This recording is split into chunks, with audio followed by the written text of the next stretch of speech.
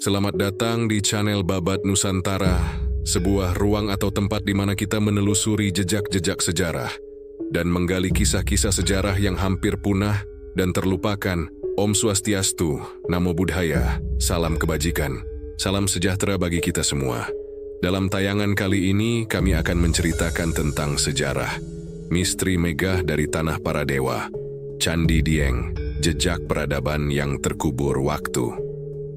Jejak mistis di atas awan. Di tempat di mana langit seolah turun menyentuh bumi dan awan berjalan perlahan di atas tanah, terbentang sebuah dunia kuno yang terlupakan. Dieng. Ia bukan sekadar dataran tinggi di Jawa Tengah. Dieng adalah lanskap yang mengendap dalam kesunyian waktu, berdiri di ketinggian 2000 meter di atas permukaan laut. Angin di sana menggigit, namun tidak mengusir diamnya batu-batu tua yang tetap kukuh berdiri. Di sanalah candi-candi tua berbicara dalam bisu, menyimpan rahasia yang tak seluruhnya ingin mereka ungkapkan. Bila di belahan dunia lain, Peru bangga dengan Machu Picchu yang berdiri di ketinggian Andes, Indonesia pun memiliki candi-candi megah di punggung pegunungan Dieng, tempat yang oleh para leluhur diyakini sebagai tempat tinggal para dewa. Dihyang, begitulah akar katanya dalam bahasa Sanskerta, gabungan dari Di yang berarti tempat tinggi atau gunung, dan Hyang yang berarti dewa. Maka Dieng bukan hanya nama geografis, melainkan pernyataan spiritual, negeri para dewa. Setiap langkah menuju kompleks candinya seperti melintasi ambang dunia nyata dan dunia gaib. Kabut turun tanpa permisi, membelai tanah, menyusupi pepohonan, dan menyelimuti bebatuan candi. Ia hadir tidak sebagai gangguan, melainkan sebagai perantara. Kabut di Dieng bukan hanya uap air dari udara dingin. Ia adalah tirai antara masa kini dan masa silam, antara manusia dan para leluhur. Candi-candi itu sunyi, tak bernama saat ditemukan, kini menyandang nama-nama dari kisah epik Mahabharata: Arjuna, Semar, Srikandi, Puntadewa, Sembadra. Tapi bukan kisah itu yang paling penting. Yang paling mencengangkan adalah keberadaan mereka sendiri. Siapa yang membangun? Mengapa dibangun di puncak bumi, di antara gunung-gunung dan kawah-kawah beracun? Jawabannya masih terselubung dalam misteri. Namun, ada satu hal yang pasti. Ini bukan tempat biasa.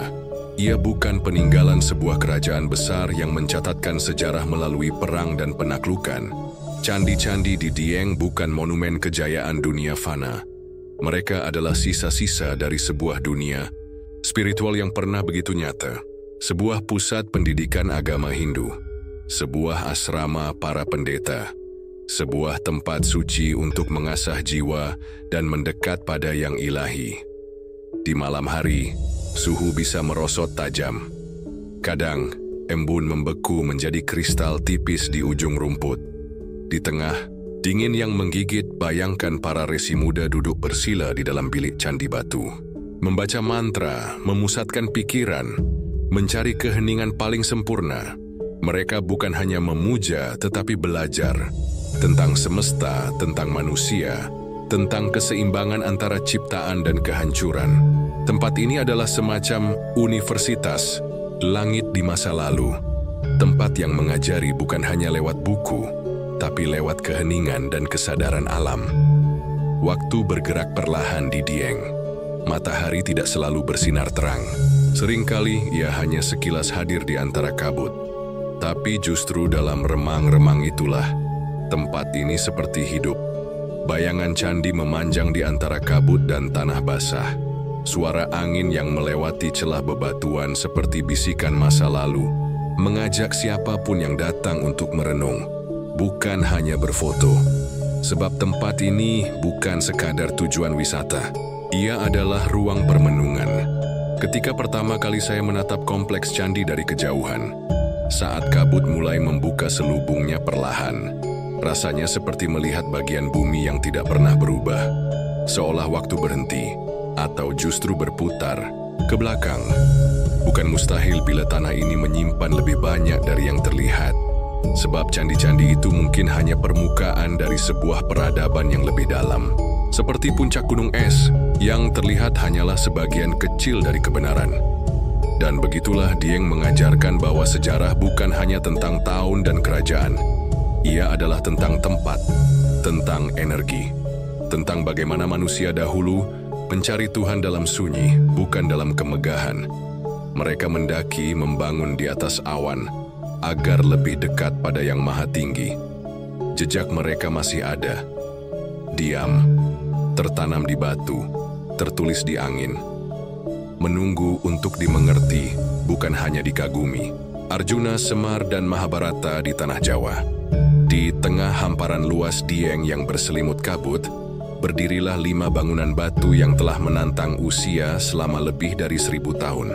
Mereka berdiri tak jauh dari telaga, di antara ladang dan sawah penduduk, dikelilingi sunyi dan embusan angin dataran tinggi.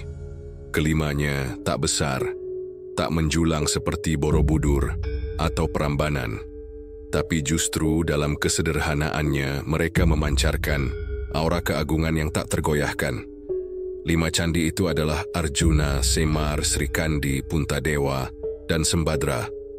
Nama-nama yang tidak asing bagi mereka yang tumbuh dengan kisah-kisah pewayangan. Ini nama-nama dari epos agung India, Mahabharata. Tapi siapakah yang menamai candi-candi ini demikian? Apakah para pembangun dari masa lampau sudah sejak awal memberi nama-nama itu? Ataukah itu hanyalah sebutan yang lahir jauh setelah candi-candi ini ditemukan kembali dari balik lumpur dan rawa?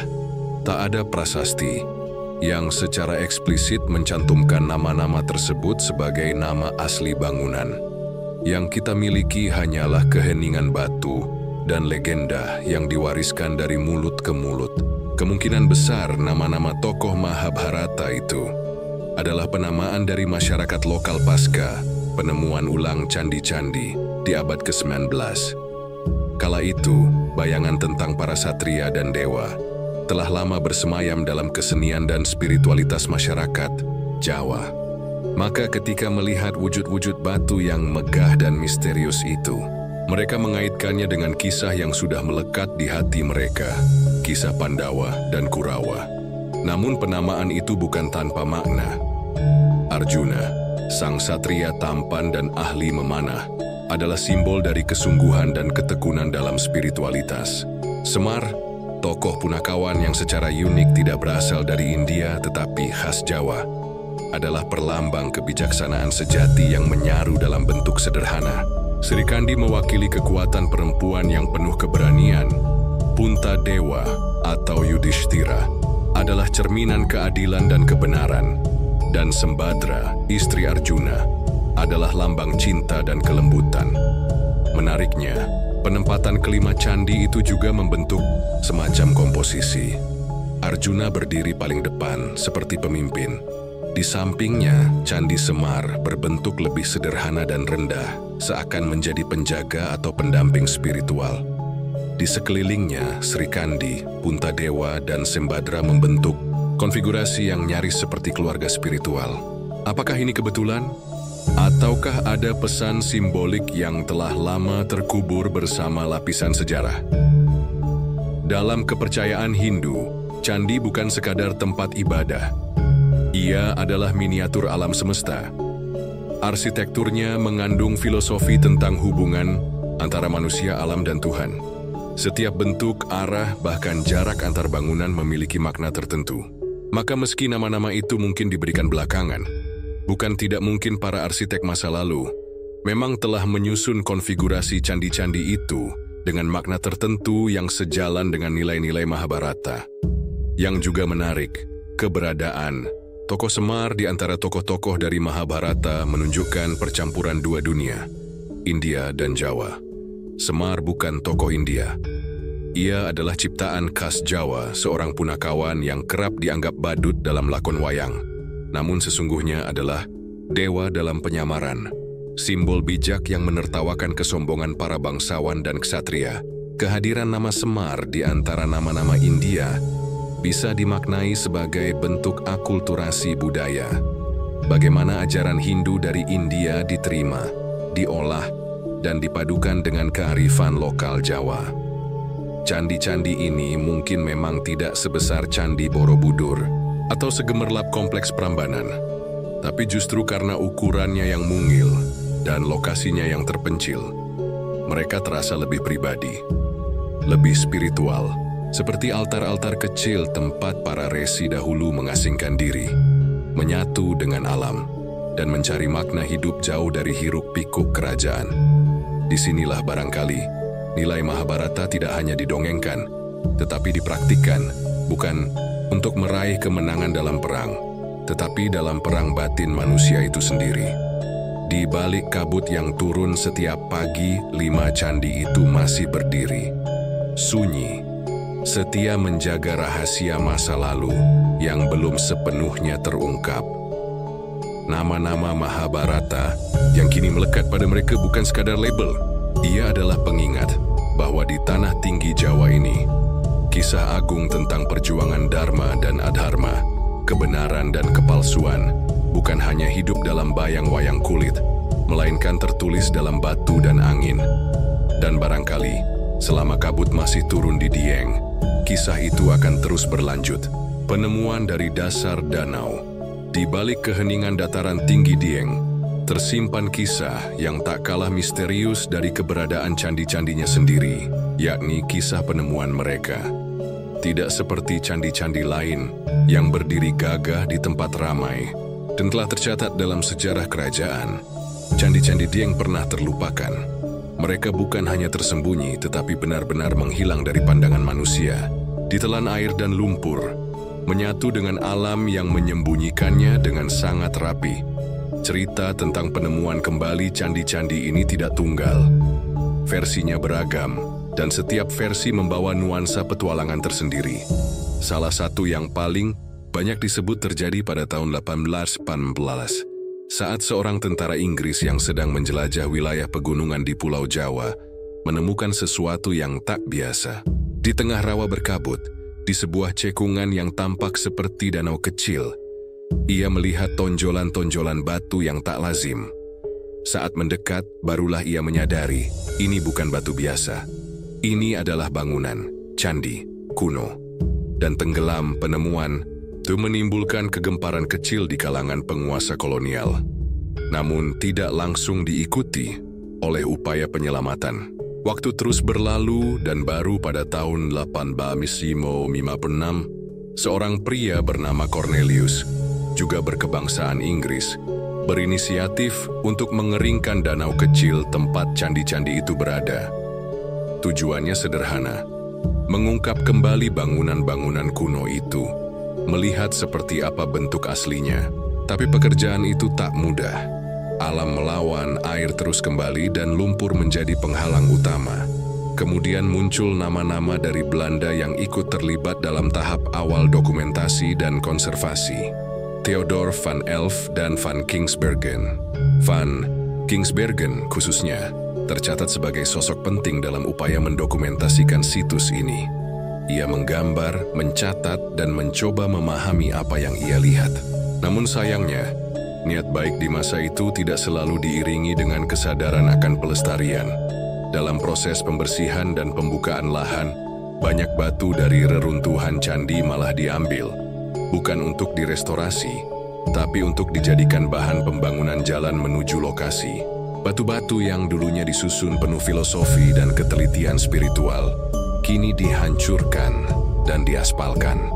Sejarah yang seharusnya dirawat justru digunakan sebagai pondasi jalur kolonial. Catatan pada akhir abad ke-19 menyebutkan hal yang mengejutkan. Diperkirakan ada lebih dari 400 bangunan candi yang tersebar di seluruh kawasan Dieng. Angka yang sangat mencengangkan, mengingat kini hanya segelintir saja yang berdiri dan bisa disaksikan oleh mata kita. Lalu kemana sisanya? Apakah mereka telah hancur total, terkubur selamanya di bawah ladang-ladang kentang? Atau masih tersembunyi, menunggu giliran untuk bangkit dari perut bumi seperti candi-candi yang lebih dulu ditemukan? Alam memang telah mengambil bagian dalam menghapus jejak. Letusan gunung, gempa, dan waktu yang berjalan tanpa suara telah meruntuhkan banyak bangunan. Tapi bukan hanya alam yang bersalah, manusia pun punya andil dalam kehilangan ini. Dari penggalian yang ceroboh hingga perusakan yang disengaja, semua menjadi bagian dari luka sejarah yang tak bisa dihapus begitu saja. Namun meski begitu, penemuan candi-candi dari dasar danau ini telah mengubah cara pandang kita terhadap Dieng. Ia bukan lagi sekadar dataran tinggi yang dingin dan berkabut. Ia adalah situs arkeologi terbuka, sebuah lanskap luas yang menyimpan lapisan demi lapisan kisah lama, dan mungkin kunci penting dalam memahami peradaban Hindu tertua di Jawa. Disinilah daya tarik sejati Dieng terletak, bukan hanya pada keindahan puncaknya, tetapi pada misteri yang tersembunyi di balik tanahnya. Sebab barangkali tanah ini masih menyimpan ratusan candi lain. Mungkin mereka masih tertidur, atau mungkin sedang menunggu waktu yang tepat untuk bangkit kembali dari perut bumi dan berbicara kepada dunia bahwa mereka pernah ada. Misteri di balik kaldera. Bayangkan sebuah negeri di atas awan. Udara tipis kabut turun saban pagi, dan bau belerang samar menyusup dari celah bumi. Di kejauhan, gunung-gunung berdiri membentuk dinding alam, seolah memagari satu dunia kecil yang terpisah dari dunia lain. Inilah Dieng, negeri tinggi tempat candi-candi kuno bersemayam. Tapi tak banyak yang menyadari, bangunan-bangunan suci itu berdiri bukan sekadar di pegunungan, melainkan di tengah kaldera, gunung api purba. Sebuah pertanyaan besar pun menggema dalam hati siapapun yang memandang. Mengapa mereka membangun tempat suci di atas wilayah yang begitu rawan bencana? Dataran tinggi Dieng adalah bagian dari kawah besar hasil letusan gunung purba jutaan tahun silam. Kaldera yang kini menjadi tanah subur itu sebenarnya masih aktif secara geologis. Tanahnya terus bernapas. Gas-gas vulkanik kadang menyembur dari lubang-lubang kecil. Tanah bisa tiba-tiba amblas. Kawah bisa tiba-tiba menyembur uap panas beracun. Ini bukan tanah yang bersahabat, tapi justru di sini nenek moyang kita membangun tempat suci, tempat berdoa, tempat mencari pencerahan. Apakah ini bentuk keberanian atau keyakinan spiritual yang tak tergoyahkan? Dalam kosmologi Hindu, gunung adalah lambang suci. Ia dianggap sebagai poros dunia, Gunung Meru, pusat dari segala keberadaan. Dan di atas gunung itulah para dewa bersemayam. Maka, semakin tinggi tempat itu, semakin dekatlah ia dengan alam ilahi. Tak mengherankan bila para leluhur memilih mendirikan candi di tempat setinggi dan sesakral Dieng. Tapi bagaimana dengan bahayanya? Barangkali justru karena itu. Karena tempat berbahaya adalah tempat suci. Gunung-gunung yang bisa meledak kapan saja, tanah yang bisa pecah dan menelan siapa saja, kabut yang menyelimuti siang dan malam. Semuanya menciptakan atmosfer yang menggetarkan jiwa. Di sanalah Dewa Siwa, sang pelebur, dipercaya bertahta. Siwa bukan hanya dewa kehancuran, tetapi juga dewa transformasi, yang melebur segala yang lama agar muncul yang baru. Dan bukankah itu yang terjadi di sini? Setiap letusan gunung adalah kehancuran, sekaligus permulaan. Setiap gempa adalah pengingat bahwa bumi hidup, dan manusia hanya menumpang. Mendirikan candi di tengah kaldera gunung api adalah bentuk penerimaan terhadap siklus itu. Hidup, hancur, bangkit kembali. Para leluhur Dieng bukan hanya membangun tempat ibadah. Mereka sedang menyusun monumen untuk menghormati kekuatan alam. Kekuatan yang mereka anggap satu dengan kekuatan ilahi.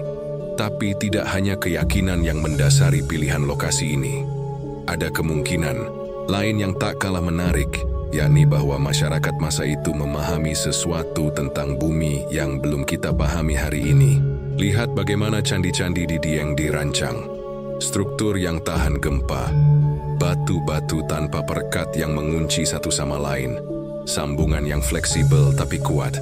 Semua itu bukan hasil coba-coba. Itu adalah bentuk pengetahuan. Sebuah ilmu teknik yang diwariskan secara turun-temurun, tapi kini justru membuat kita takjub. Mereka tahu di mana harus membangun, bagaimana menyusun, dan bagaimana menyesuaikan bangunan dengan alam sekitarnya. Bahkan dalam kehancuran, beberapa candi tetap berdiri. Bukti bahwa teknik mereka bukan sekadar mistik, tapi sains kuno yang belum seluruhnya terkuak. Jadi apakah mereka membangun karena keberanian, keyakinan spiritual, atau pengetahuan tinggi tentang bumi? Jawaban paling jujur barangkali adalah semuanya benar.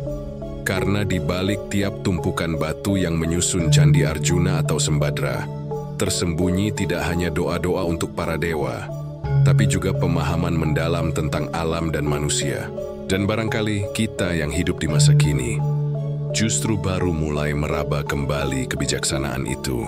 Arsitektur melawan alam saat kabut pagi perlahan tersibak dari permukaan tanah yang basah. Muncul siluet bangunan yang tak berubah selama berabad-abad. Candi Arjuna berdiri anggun, ditemani Semar, Puntadewa, Sembadra, dan Sri Kandi. Mereka bukan sekadar tumpukan batu. Mereka adalah hasil karya tangan manusia yang bukan hanya percaya pada kekuatan dewa, tetapi juga menguasai ilmu tentang bumi, yang membuat kagum bukan hanya bentuknya yang simetris atau reliefnya yang masih tersisa samar, tapi bagaimana mereka bisa bertahan melawan angin gunung, hujan ribuan musim, gempa bumi yang tak terhitung, dan semua itu dibangun tanpa semen, tanpa perekat, hanya batu demi batu yang saling mengunci satu sama lain dengan cermat. Ini bukan kebetulan, ini adalah teknologi.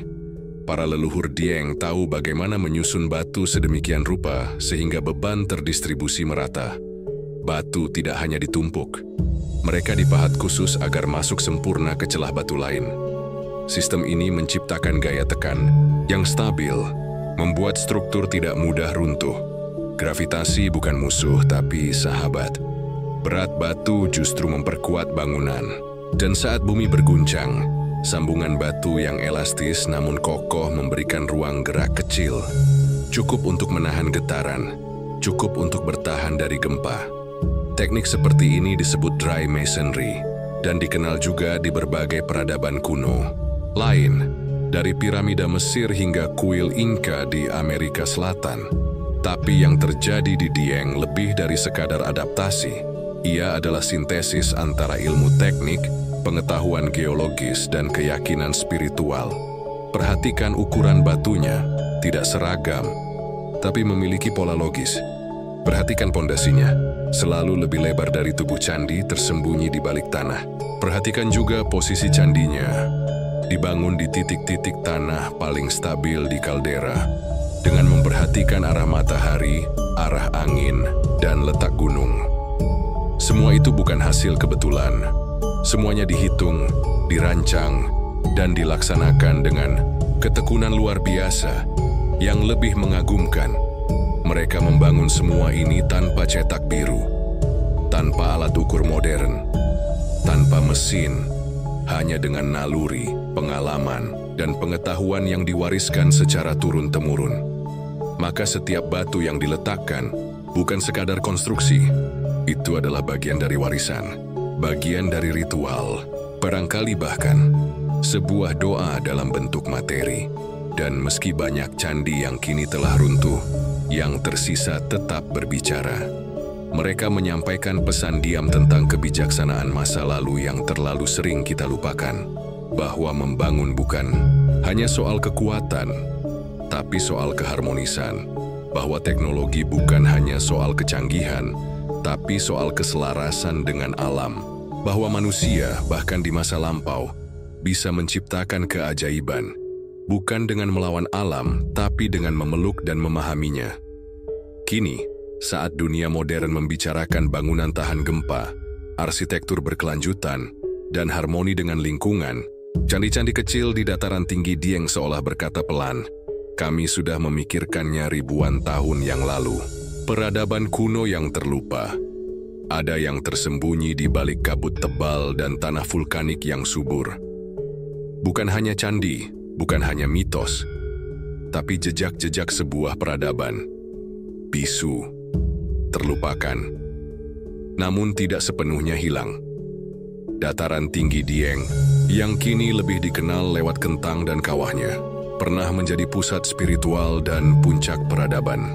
Sebelum Islam datang menyapa pesisir utara, sebelum Borobudur berdiri megah, bahkan mungkin sebelum banyak kerajaan besar di tanah Jawa benar-benar bangkit, Dieng telah menjadi titik temu antara langit dan bumi, antara manusia dan dewa, antara kekuasaan dan keheningan. Prasasti yang ditemukan di sekitar kawasan ini menyebutkan bahwa candi-candi di Dieng dibangun sejak abad ke-7. Masa itu, Jawa Tengah berada di bawah bayang-bayang kerajaan Kalingga yang legendaris, kerajaan pertama bercorak Hindu-Buddha di Jawa, yang penguasanya, Ratu Shima, dikenal adil dan keras terhadap korupsi. Setelahnya, kekuasaan berpindah ke tangan Wangsa Sanjaya, kemudian Mataram kuno, dan akhirnya secara perlahan, wilayah ini tenggelam dalam sunyi saat Mataram Islam mulai menapaki bab baru sejarahnya. Namun Dieng tetap hidup. Dalam sunyinya, ia menyimpan ingatan tentang masa ketika manusia tak hanya membangun untuk kekuasaan, tapi untuk pengabdian. Salah satu petunjuk kuat datang dari temuan yang nyaris tak dikenal di luar kalangan arkeolog. Ondo Budo, tangga batu kuno yang menjulur dari lereng ke arah pusat kompleks candi. Tangga ini bukan sekadar jalur fisik, ia adalah jalan suci. Bayangkan, ratusan bahkan ribuan jemaah spiritual di masa lampau berjalan kaki dari berbagai penjuru kerajaan, menapaki satu demi satu anak tangga, membawa persembahan, mantra, dan harapan mereka ke puncak, ke tempat yang mereka yakini paling dekat dengan para dewa. Sisa-sisa jalur ini ditemukan di berbagai arah, seolah-olah membentuk jaring ziarah kuno. Para peziarah mungkin datang dari arah timur, dari daerah yang kini menjadi Blora atau Rembang, wilayah bekas kerajaan Kalingga, atau dari barat, menyusuri sungai-sungai kuno yang mengalir dari pegunungan Serayu. Bahkan, kemungkinan besar ada jalan rahasia dari selatan, menghubungkan Dieng dengan pusat kekuasaan Mataram di dataran Kedu. Dieng bukan tempat sembarang. Ia adalah titik pusat, bukan hanya secara geografis, tapi juga spiritual dan politis. Tempat para raja mengukuhkan legitimasi ilahinya. Tempat para resi menetap untuk menekuni tapa. Tempat ilmu, kepercayaan, dan kekuasaan bertemu dalam keheningan yang suci. Tapi seperti banyak hal dalam sejarah, kejayaan itu meredup. Alam berubah, letusan gunung, perubahan iklim, atau pergeseran pusat kekuasaan membuat Dieng ditinggalkan. Candi-candi yang dulu dirawat ditinggal dalam kabut. Jalan-jalan suci tertutup semak dan waktu. Tangga Ondo Budo terkubur perlahan, seperti tubuh leluhur yang kembali ke tanah. Dan kita yang hidup di masa kini hanya mewarisi potongan-potongan batu prasasti legenda. Tapi jika mau mendengar lebih dalam, Dieng masih berbicara. Masih ada sesuatu yang tertinggal di angin pegunungan, di desiran kabut, di bisikan daun cemara yang tumbuh di atas tanah bekas tempat suci. Sebuah kisah lama, tentang poda besi yang tidak hilang, hanya terlupa. Pusat pendidikan religi Hindu Dieng bukan sekadar kompleks candi. Ia bukan sekadar tempat ibadah. Lebih dari itu, Dieng adalah lembah suci, universitas spiritual, sebuah pusat pendidikan religi Hindu yang pernah berdenyut sebagai nadi intelektual dan spiritual tanah Jawa Prasasti Kuti, bertarikh tahun 819 Masehi. Menyebutkan dengan jelas, kawasan Dieng adalah pusat kegiatan ritual dan pendidikan agama.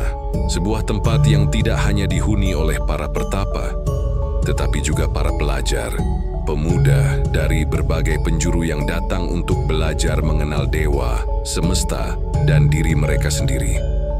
Di tengah kabut dan tanah yang dingin, mereka menyalakan api pengetahuan dan pengabdian. Sebuah api yang dulu pernah menyala terang di altar-altar terbuka, di ruang-ruang batu, yang kini hanya menyisakan puing. Kemudian, prasasti Kapunuhan dari tahun 878 M menguatkan dugaan itu. Ia menyebut pemujaan terhadap Dewa Siwa, Dewa Pelebur, dan pengubah bentuk.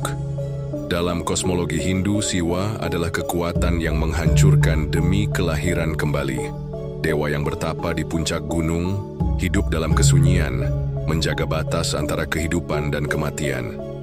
Siwa bukan dewa kemarahan, tapi dewa pemurnian. Dan di Dieng yang berarti tempat para dewa, pilihan untuk memusatkan pemujaan pada Siwa bukanlah kebetulan. Di antara kabut, kawah, dan tanah yang mudah retak, orang-orang Jawa kuno mungkin melihat cermin dari kekuatan ilahi yang terus berubah dan menguji. Disinilah murid-murid dari masa lalu mempelajari tatwa, ilmu ketuhanan, yoga, pengendalian diri dan kesadaran, serta sastra agama, tulisan suci, dan filosofi hidup. Candi-candi bukan hanya tempat sembahyang, tapi juga ruang belajar. Batu-batu itu menjadi saksi bisu dari dialog-dialog tentang alam semesta, kehidupan, dan tugas manusia. Dieng adalah perpustakaan hidup, tapi bukannya buku. Yang ada adalah mantra yang dihafalkan, ritual yang dijalankan, dan praktik spiritual yang dijalani bersama. Mungkin tidak semua murid mengerti makna terdalam dari ajaran itu.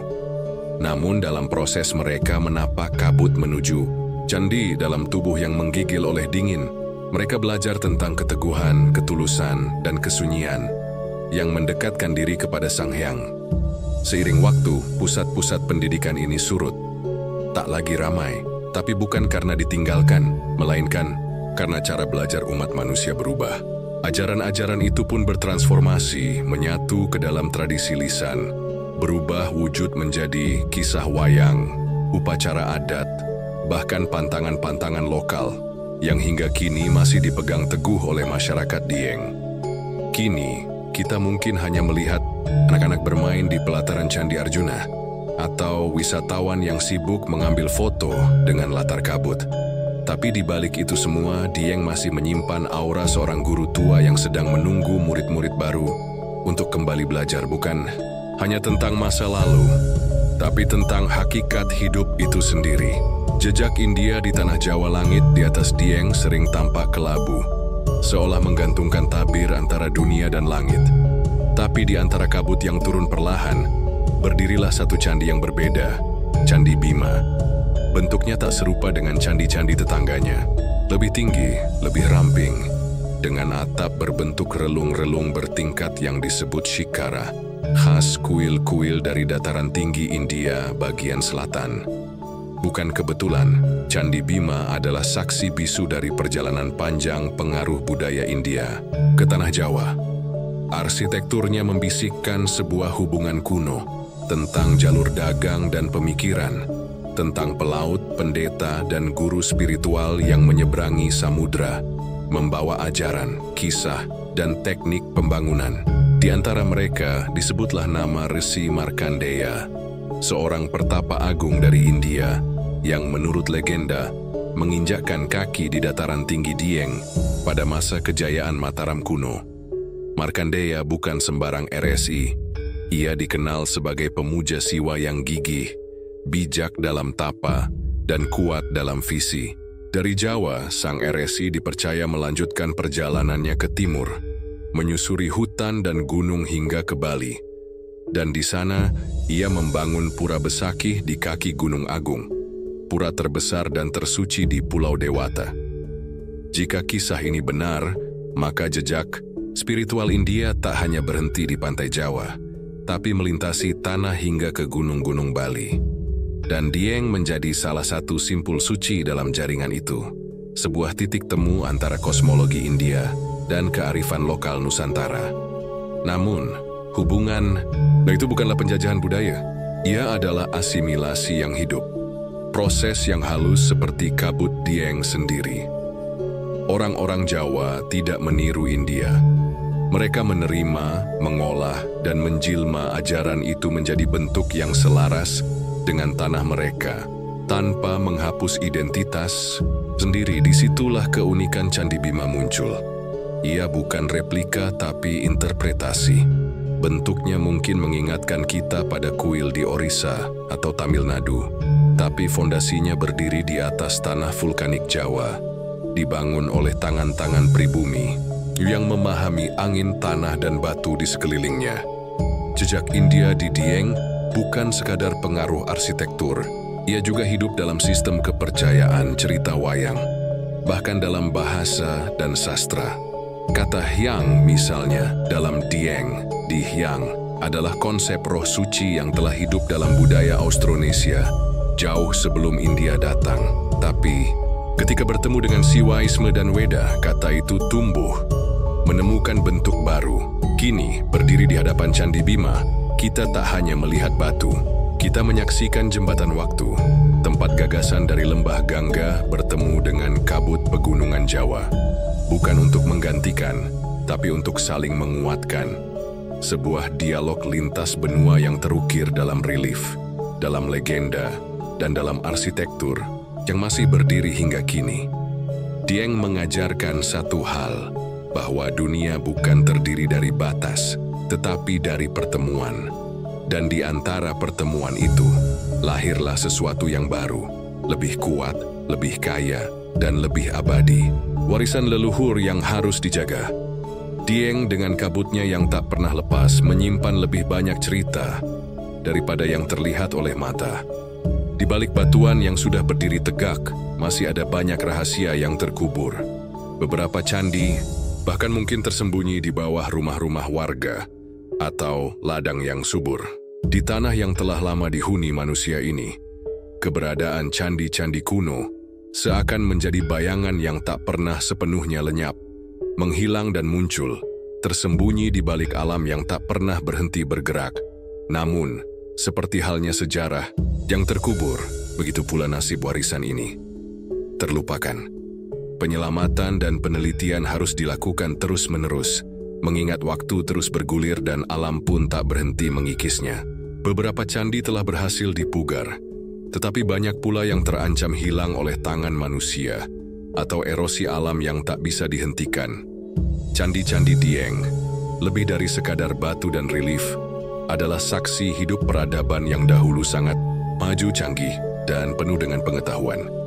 Mereka bukan sekadar monumen, tetapi tempat suci, pusat pemikiran, dan cerminan budaya yang telah berkembang ribuan tahun lalu. Melalui pembangunan candi-candi tersebut, leluhur kita menunjukkan pemahaman yang luar biasa tentang geografi, arsitektur, dan spiritualitas. Semua itu tercermin dalam struktur batu yang masih berdiri kokoh di tanah yang keras ini. Lebih dari itu, candi-candi ini adalah jembatan waktu, menghubungkan kita dengan dunia yang lebih lama dan lebih dalam. Seperti Machu Picchu yang terletak di pergunungan Andes, Dieng juga memiliki nilai spiritual dan budaya yang sangat tinggi, bahkan jika keindahannya tidak sepopuler cagar budaya dunia lainnya. Keunikan dan misteri yang dimiliki Dieng justru memberikan aura yang lebih dalam, menjadi kawasan yang masih sangat rawan untuk diabaikan. Indonesia, tanah air kita, menyimpan banyak warisan budaya yang belum sepenuhnya dikenali atau dihargai. Candi-candi Dieng yang sudah bertahan selama berabad-abad adalah salah satunya. Kini saatnya bagi kita untuk menggali lebih dalam dan melindungi apa yang telah diwariskan oleh nenek moyang kita. Tak hanya untuk kepentingan ilmu pengetahuan, tetapi juga untuk menjaga hubungan kita dengan leluhur yang telah memberi kita begitu banyak. Dengan menjaga warisan ini, kita tidak hanya melestarikan batu-batu yang mengesankan, tetapi juga menjaga esensi dari peradaban Nusantara yang tak ternilai. Kita memiliki tanggung jawab besar. Cagar budaya ini bukan hanya milik masa lalu, tetapi milik kita, dan akan menjadi bagian dari masa depan kita. Sudah saatnya kita lebih mengenal, lebih memahami, dan lebih menghargai situs-situs bersejarah ini, agar kelak anak cucu kita dapat menikmati dan belajar dari warisan yang sama. Dieng adalah salah satu hadiah terbesar yang diberikan oleh tanah. Ini kini berada di tangan kita untuk merawatnya, melindunginya, dan membagikan kisahnya ke dunia. Hanya dengan begitu, jejak-jejak leluhur ini akan terus hidup dan tak akan pernah terlupakan.